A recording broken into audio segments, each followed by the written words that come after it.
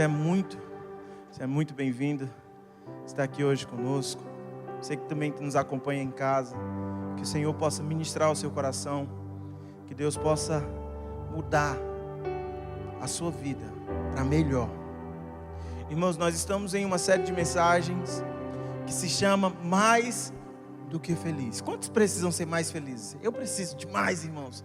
Quantos querem ser mais ainda? Eu quero ser mais feliz. E nós estamos aprendendo os ensinos que Jesus deixou lá no Sermão do Monte. Nós já aprendemos tantos ensinos poderosos e hoje nós vamos continuar aprendendo sobre o que Jesus deixou para cada um de nós. Abra sua Bíblia comigo, lá no livro de Mateus, capítulo 5, nós vamos ler a partir do versículo 7, que fala assim, bem-aventurado os misericordiosos, porque alcançarão o quê? Leia comigo. Bem-aventurado os misericordiosos, porque alcançarão misericórdia. Irmãos, a palavra está falando, se eu for misericordioso, eu vou alcançar misericórdia. Sabe que muitas vezes nós olhamos para essa palavra e nós logo atribuímos a ela a Deus, e dizemos que Deus é um Deus misericordioso. Nós gostamos demais. Quem gosta de proferir que Deus é misericordioso? Eu gosto demais, irmãos. Eu gosto demais de falar que Deus é misericordioso. Mas deixa eu falar uma coisa. Nós precisamos também aprender que esse atributo não só se aplica a Deus, a Jesus. Esse atributo também é para nós. Ser misericordioso também se aplica na nossa vida. Então hoje nós vamos analisar o que essa palavra significa. Como nós podemos nos tornar pessoas mais misericordiosas. Abra sua Bíblia comigo lá no livro de Mateus. Nós vamos ler a partir agora do capítulo 6, lá no versículo 14. É a continuação de Jesus do Sermão do Monte. E olha o que ele fala. Porque se perdoardes aos homens as suas ofensas, também o vosso Pai Celeste vos perdoará. Ele vai fazer o quê? Vai perdoar. Se eu continuar perdoando, olha o que ele continua falando. Se porém não perdoardes aos homens as suas ofensas, tampouco o vosso Pai vos perdoará as vossas ofensas. Ou seja, se eu não perdoo, o que é que vai acontecer? Eu também não sou perdoado. Mas ele está falando que aquele que perdoa é perdoado. Repita isso comigo: aquele que perdoa é perdoado. Aquele que é misericordioso também vai alcançar misericórdia. Hoje nós estamos comemorando uma data bem especial. Na verdade, nessa semana nós estamos comemorando essa data, que é o quê? O Dia dos Namorados. Quantas pessoas são casadas que estão aí do lado do seu cônjuge, do lado do seu marido, do lado da sua esposa? Você pode dar uma olhada para ele agora e dizer assim, dá uma piscadinha para ele e dizer assim, meu amor, aonde você vai me levar para jantar hoje? Nada dessa história de casa. Hoje eu quero comer fora, nem que seja no espetinho. E sabe de uma coisa? Na semana passada o Helder falou que os maridos precisam tratar bem as esposas. As esposas também precisam tratar bem aos maridos. Irmãos, eu sou casado. Fazem 16 anos que eu estou com a Iane, assim. Não estou casado há 16 anos não, mas 16 anos de relacionamento que eu tenho com ela. Minha esposa é tão esforçada, tão dedicada, tão corajosa, tão resiliente. E olha o que a palavra me ensina, como eu devo tratar a minha esposa. Lá em 1 Pedro 3, 7, fala assim, maridos, vós igualmente vivei a vida comum do lar, com discernimento e tendo consideração com a vossa mulher, como a parte mais frágil. Trata com dignidade, porque sois juntamente herdeiro da mesma graça da vida, para que não se interrompa as vossas orações. Eita! Olha o que ele está trazendo aqui de ensino, que nós como maridos precisamos tratar as nossas esposas bem, com dignidade, sabendo que o Senhor coloca a esposa no casamento como uma parte frágil, que o homem precisa cuidar. Temos tantas mulheres corajosas, tantas mulheres esforçadas, Mas às vezes o marido não está tratando com dignidade. Às vezes o marido não está tratando com diligência. E aí o que é que a palavra está falando? Que aquele que não trata com dignidade, as orações vão ser interrompidas. Agora uma coisa, mulher, não coloque isso como ele na parede. Qualquer briga, está vendo? Deus não vai ouvir sua oração. Você tem que me amar. Irmãos, nós temos mesmo. Mas é algo que você vai cada vez conquistando mais e mais, mais e mais. E olha o que a Bíblia fala agora. Lá em Mateus capítulo 9, do 10 ao 13, fala assim: e sucedeu que, estando ele em casa, à mesa, muitos publicanos e pecadores vieram e tomaram lugares com Jesus e com seus discípulos. Ora, vendo isso, os fariseus perguntavam aos discípulos: por que come o vosso mestre com os publicanos e pecadores? Mas Jesus, ouvindo, disse: os sãos não precisam de médicos, e sim os doentes. Ide, porém, e aprendei o que significa misericórdia quero, e não holocausto. Pois não vim chamar os justos, e sim os pecadores ao arrependimento. O que Jesus está falando aqui é que ele estava sentado na mesa, estava comendo, e de repente chegam os publicanos, chegam aquelas pessoas pecadoras. E Jesus continua comendo com eles. E aí os fariseus, que era a seita mais rigorosa naquela época, chega para os discípulos de Jesus e diz assim: por que o mestre de vocês estão comendo com os pecadores, com os publicanos? Irmãos, mesa, você comer na mesa significa você ter um lugar de intimidade ali, de relacionamento. Quando você come na mesa com alguém, significa que você se relaciona com aquela pessoa, que você tem intimidade com aquela pessoa. Você senta para comer com qualquer pessoa? É lógico que não. Você não compartilha a mesa com qualquer pessoa.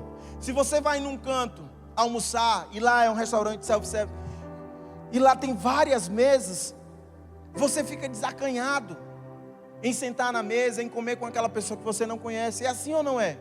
É. Porque sentar na mesa significa ter relacionamento. E Jesus fala com aqueles fariseus e diz assim: olha, vocês precisam aprender sobre a misericórdia. Porque os fariseus eram uma seita tão rigorosa,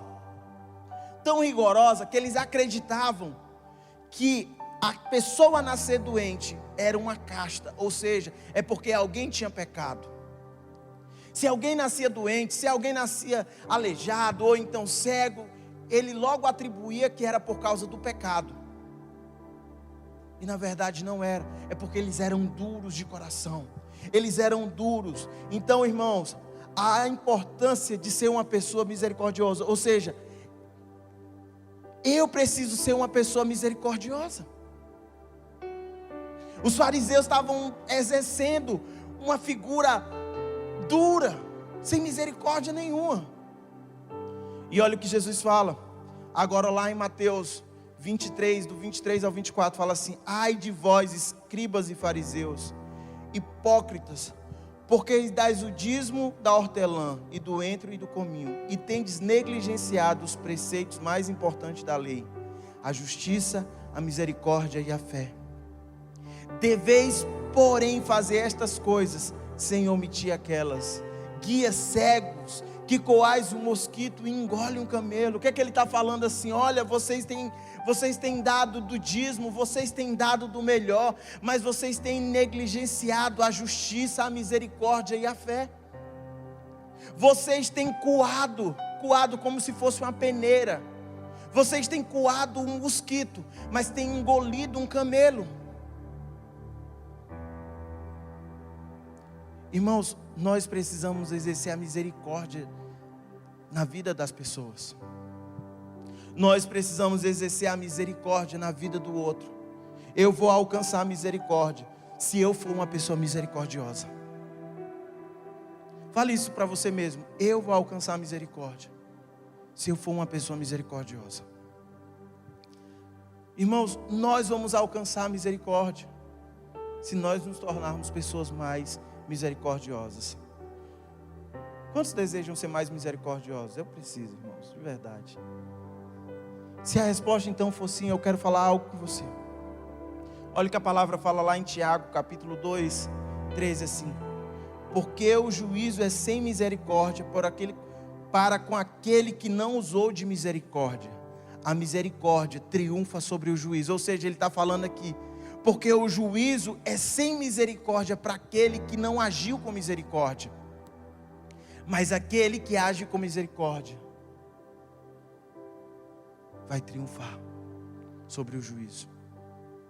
Então nós podemos exercer misericórdias em vários âmbitos das nossas vidas, mas eu quero falar sobre 3 pontos hoje, bem simples. A primeira coisa, você precisa ser misericordioso com os pobres. Ser misericordioso com os pobres, irmãos. Olha o que a palavra fala lá em Deuteronômio capítulo 24, 21. Quando vindimares a tua vinha, não tornará a rebuscá-la, para que o estrangeiro, para que o órfão e para a viúva será o restante. Ou seja, o que ele está falando aqui é o seguinte: naquela época existiam muitas lavouras, ou seja, a renda principal daquelas pessoas era colher, era plantar. Eles plantavam, eles colhiam, plantavam. E aí, o que Jesus estava falando com ele, na verdade, que Deuteronômio, no Antigo Testamento, os ensinamentos que foi deixado para nós era o seguinte: você tem a plantação, quando você for colher, você passa, e aquilo que você colheu, que você botou no seu cesto, vai embora. Não volta para você ver o que é que caiu no chão, o que sobrou ainda nos pés. Deixa o que caiu, deixa o que ficou no pé, para aqueles que passam por necessidade, ou seja, para as viúvas, para o órfão, para o estrangeiro. Irmãos, nós precisamos agir com misericórdia com o pobre. Não é a minha justiça. Eu olho para aquela pessoa e eu vou dar o que ela merece, ou não. Então eu vou fazer o seguinte: eu olho para a pessoa que está necessitada e eu dou qualquer coisa, de qualquer jeito. Eu vou dar uma esmola. Você se já imaginou que quando você dá uma esmola, talvez o que você dá não daria para comprar nem um carioquinha? Você já se imaginou isso? Você já viu, às vezes, você já se pegou nessa situação? Irmãos, um dia eu estava saindo da igreja com a Yane.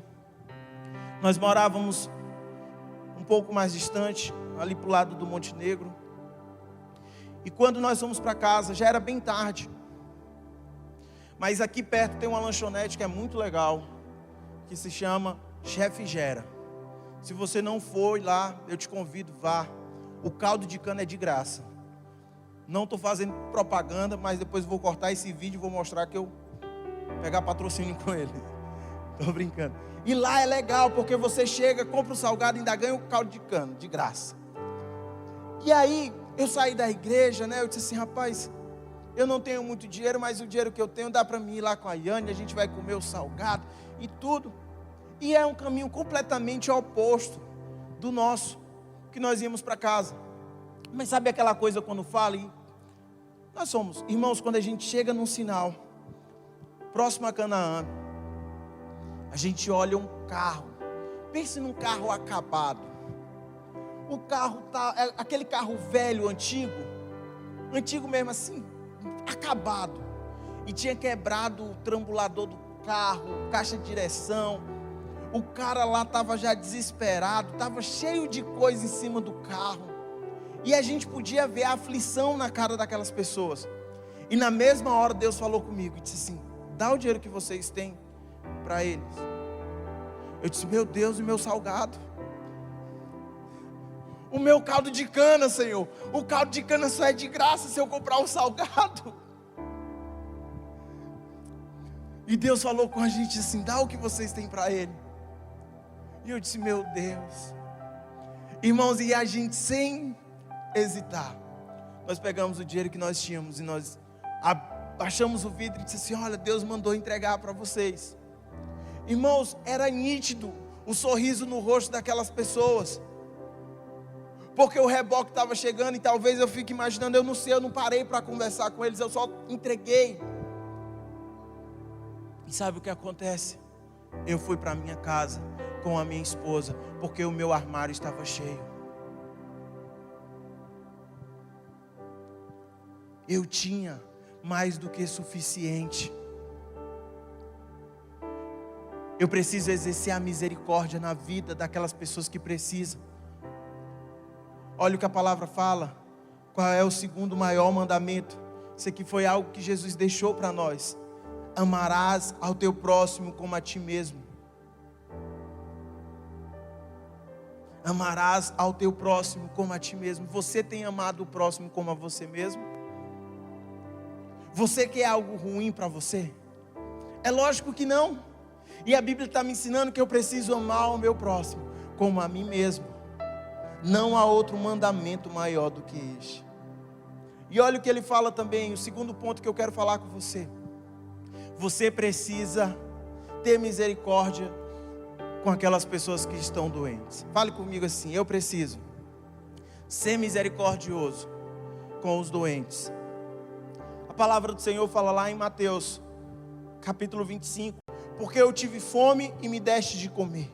Tive sede e me deste de beber. Era forasteiro e me hospedastes. Estava nu e me vestistes. Enfermo e me visitastes. Fale assim: enfermo e me visitastes. Preso e foste me ver. Então perguntaram os justos: Senhor, quando foi que te vimos com fome e te demos de comer? Ou com sede e te demos de beber? E quando te vimos forasteiro e te hospedamos? Ou nu e te vestimos? E quando te vimos enfermos e preso e fomos te visitar? O rei respondendo lhes dirá: em verdade vos afirmo, que sempre que fizer a um destes meus pequeninos irmãos, a mim me fizeste. Uau, irmãos, olha o que ele está falando assim. Quando você faz a um desses pequeninos, você está fazendo para o Senhor. Se você não estudou ainda, na apostila do TDP 2 vai falar uma história bem legal. Depois você pode pegar e ler. E a história conta que tinha um irmão que tinha ficado enfermo.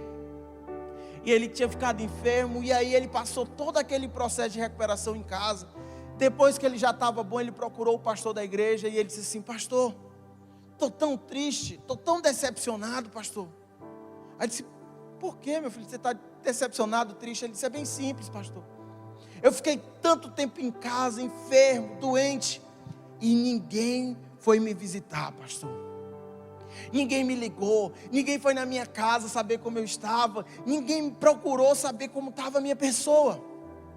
O pastor olhou para ele e disse assim: meu filho, durante esses últimos anos, quantas pessoas você visitou? Quantas pessoas você foi na casa delas? Quantas pessoas você ligou para saber como elas estavam? Quantas pessoas você foi atrás? Ele olhou, pastor: não, pastor, não fui em nenhum. Então por que você está falando de algo que você não fez e você quer? Irmãos, a palavra está falando: bem-aventurados os misericordiosos, porque alcançarão misericórdia. Olha a condição que ele está colocando: se eu for uma pessoa misericordiosa, eu vou alcançar a misericórdia. Se eu for uma pessoa que exerce a misericórdia com o outro, eu vou alcançar a misericórdia também. Você quer ser uma pessoa que vai alcançar a misericórdia? Seja misericordioso. Amém? Próxima coisa que eu preciso alcançar, que eu preciso ser misericordioso, sabe com quem é? Com os perdidos. E olha que a palavra fala lá em Romanos 10, a partir do 13: porque todo aquele que invocar o nome do Senhor será salvo.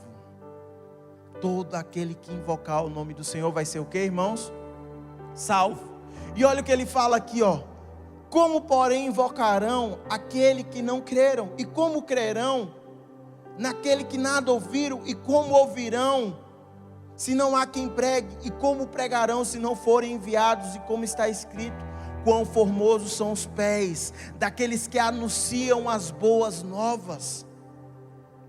Irmãos, tantas pessoas que nós conhecemos estão carentes, precisando do Senhor, e nós não estamos pregando, falando do amor de Jesus. Você tem pregado para a pessoa que precisa? para o seu vizinho. Aí talvez você disse: não, pastor, meu vizinho não precisa de misericórdia não, eu estou orando para Deus matar ele. Eu estou orando para Deus matar ele.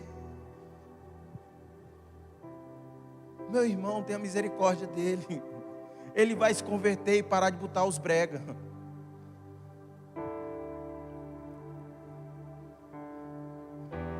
Tinha uma pessoa na frente da casa da minha mãe, que todo domingo de manhã era sagrado Roberto Carlos. Sagrado, Roberto Carlos lá, truando, domingo de manhã, 6 horas da manhã.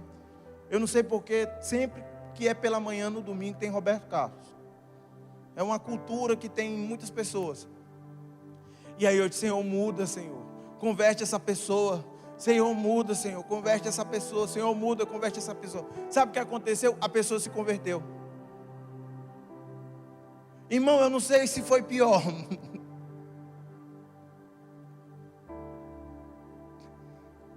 Porque agora é da hora que acorda até a hora que vai dormir os irmãos do fogo. E o quarteirão todo escuta. E eu disse: Deus, esse negócio aqui é bom, que quando eu chego na minha mãe já dá vontade de sapatear. Mas sabe de uma coisa? Nós temos que exercer a misericórdia para com o outro. É uma vida sendo salva. É uma vida sendo transformada. É uma vida sendo liberta. É uma vida sendo mudada. Bem-aventurados os misericordiosos, porque alcançarão misericórdia. Bem-aventurado aquele que exerce misericórdia, porque vai alcançar a misericórdia. Irmãos, você precisa ser mais amável com o outro e duro com você mesmo. Porque perseverar em comunhão, em amor é difícil, mas você precisa alcançar essa misericórdia. Amém? E olha o que ele fala também agora lá em Mateus capítulo 5, 8. Bem-aventurados os limpos de coração, porque verão a Deus. Fale comigo assim: bem-aventurado os limpos de coração, porque verão a Deus. Quando ele está falando dos limpos de coração, não está só falando de coração, mas está falando das entranhas, aquilo que está dentro de você. Então ele fala: bem-aventurado aquele que é limpo, mas é aqui ó dentro, tudo, está englobando tudo. Um belo dia, nós já contamos essa passagem recentemente. Samuel estava indo procurar um rei, e ele foi na casa de Jessé. Quando ele chega lá, ele vê os filhos de Jessé, e de repente ele se depara com o irmão mais velho de Davi, e Samuel diz assim: Senhor, com certeza é esse, tenho certeza, Senhor, que é esse. Olha o que Deus fala para Samuel lá em 1 Samuel 16, 7, fala assim: porém, o Senhor disse a Samuel: não atentes para a sua aparência, nem para a sua altura, porque o rejeitei. Porque o Senhor não vê como vê o homem vê o exterior, porém o Senhor vê o coração. Deus, ele não está vendo o quanto você está bonitinho por fora. Deus não está vendo o quanto você está bem arrumado ou bem aparente, cabelo cortado. Deus está vendo aquilo que está dentro de você. Irmãos, às vezes por fora está até bonito, mas por dentro está fedendo.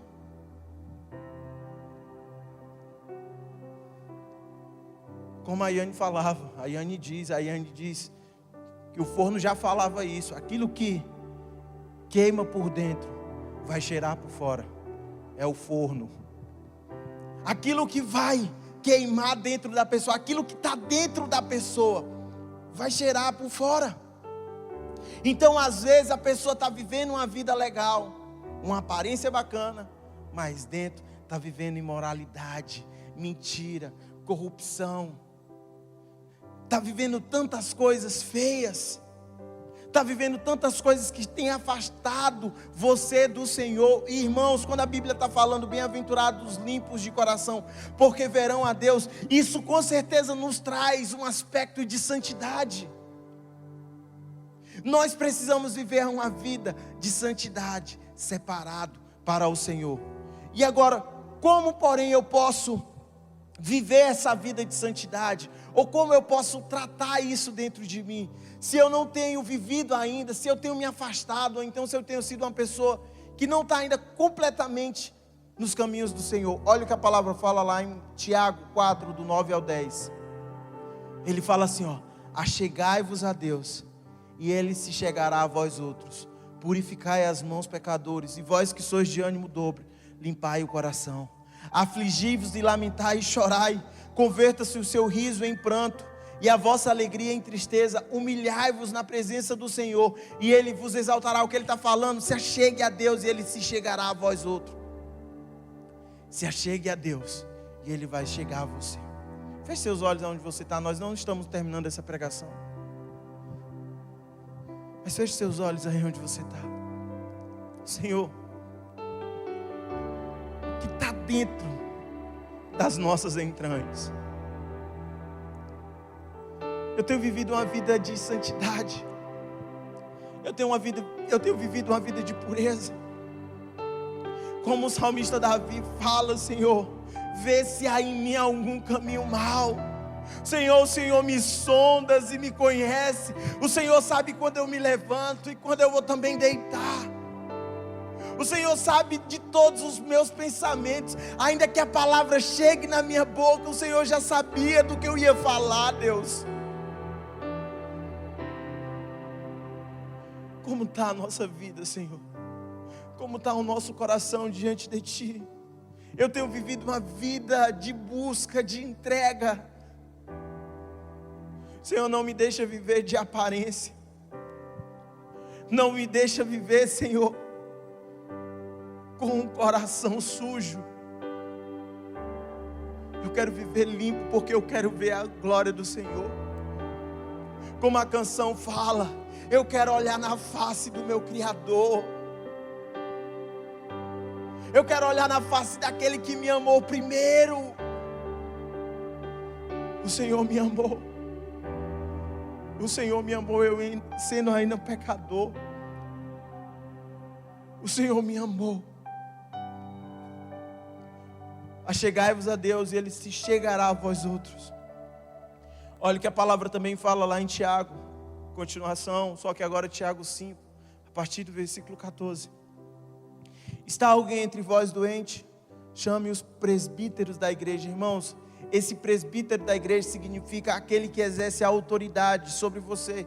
Então você pode dizer que é o seu líder de célula, seu supervisor de célula, seu supervisor de área, o pastor. Ele está falando a seguinte questão: se está alguém entre vós doente, chame esse. E olha o que ele fala, o que ele continua falando. E esse faça oração sobre ele, ungindo com óleo em nome do Senhor. E a oração da fé salvará o enfermo, e o Senhor o levantará. E se houver cometido pecado, ser-lhe-ão perdoado.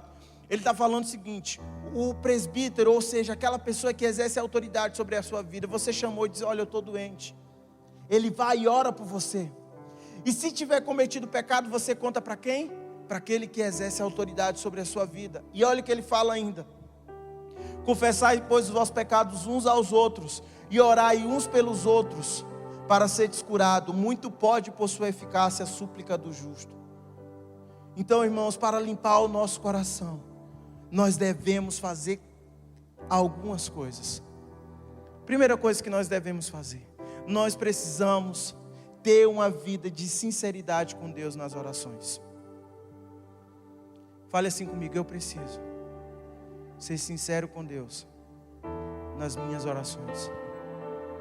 Eu preciso ser sincero com Deus nas minhas orações. Eu preciso dizer: Senhor, eu preciso mudar isso, eu não mudei ainda. Eu preciso fazer aquilo. Eu preciso olhar como o Senhor olha. Eu preciso enxergar a impureza muitas vezes que está dentro de mim para poder mudar. Deus, me faz mudar. E olha o que Provérbios 4:23 fala: sobre tudo o que se deve guardar, guarda o coração, porque dele procede as fontes de vida. Sobre tudo que você deve guardar, guarde o seu coração, porque dele vai proceder as fontes de vida. E outra coisa que eu preciso fazer para ter um coração limpo: primeira coisa, nós falamos que eu preciso chegar diante de Deus e ter uma oração sincera. A segunda coisa que eu preciso fazer é confessar os meus pecados diante das minhas autoridades. E aí talvez você diga assim: poxa, pastor, mas eu já confesso o meu pecado para Deus. A Bíblia lá no livro de João, capítulo 1, 1 João 1,9 vai falar: se você confessar o seu pecado, Ele é fiel e justo para perdoar os pecados e te purificar de toda a injustiça. Te purificar de toda a injustiça quando você vai e confessa. Mas eu tenho que confessar para qualquer pessoa, irmãos? É para qualquer pessoa? Fala assim: não é. Eu preciso confessar para uma autoridade, para uma liderança. Irmãos, a santidade, pastor Luciano Subirá fala muito isso, a santidade é uma ponte para a intimidade. A santidade é um caminho que vai te levar para a intimidade com o Senhor. Nós queremos ser íntimos do Senhor, nós precisamos viver intimidade. Nós precisamos ser íntimos do Senhor, nós precisamos viver uma vida de santidade. E olha o que a Bíblia fala lá em Isaías 59:2: mas as vossas iniquidades fazem separação entre vós e o vosso Deus, e os vossos pecados encobrem o rosto de Deus para que Ele não nos ouça. Mas as vossas iniquidades fazem separação. Essas duas maneiras que nós estamos aprendendo, elas são completamente bíblicas. Se eu confessar os meus pecados, se eu tiver uma vida de sinceridade no Senhor, se eu exercer a misericórdia, seja mais amável com o outro e mais duro com você mesmo. Eu lembro que uma vez eu estava com um rapaz, e aí de repente nós estávamos em uma loja. Essa pessoa que estava comigo, ela não tinha tantas condições. E aí aquela pessoa olhou uma blusa. Nós passamos em uma loja e ela olhou aquela blusa. Ela disse: que blusa legal. Ela foi lá, experimentou. E eu olhei para ela e disse assim: você não vai comprar? Não. Ela disse: não, eu não tenho dinheiro. Aí eu disse: ah, que legal.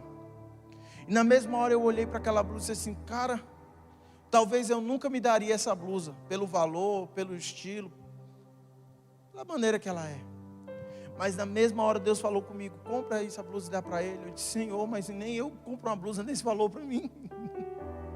Senhor, nem eu mesmo me dou uma blusa desse valor.